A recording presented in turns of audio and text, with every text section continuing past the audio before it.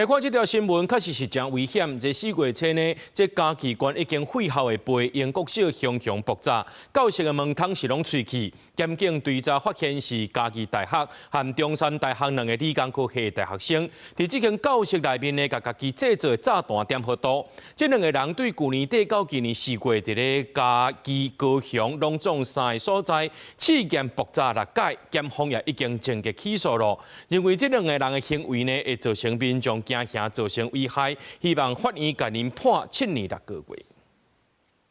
傳出玻璃聲是佇無佇使用的國小熊熊火拿出來，後來看居民所帶一個，趕緊拍火，嘛通報警消，發現現場的教室窗仔門嚴重變形，無親像一般火災引起。警方深入追查，發現好親像兩個理工科系大學生涉嫌佇嘉義縣這間已經無佇使用的培英國小校園內，引爆俗稱阿蒙尼爾的爆裂物。兩個人互逮捕了後，裁定收押，已經正式起訴。兩個大學生分別互人具體求刑7年半。由余姓男子購買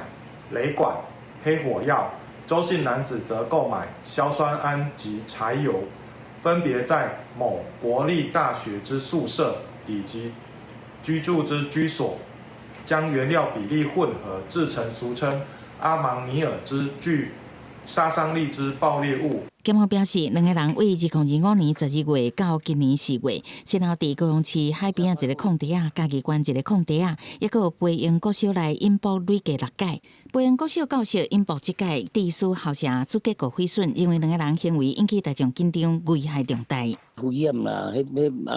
迄嘛冇啊，一間校好好啊，迄斷落規個窗仔攏破嘅，真濟物件攏天花板攏流落來。當地村長講，培英國小較嚴格，後續是毋是會修理，要由公部門決定。因為涉案人分別是嘉義大學甲中山大學學生囡仔。代志發生第一時間，嘉義大學表示，這個查某大學生作息表現正常，一直配合司法的調查。中山大學是回應，對個人的行為表示遺憾，並嚴肅看待，後續會加強學生囡仔的輔導甲法治教育。記者採訪報道。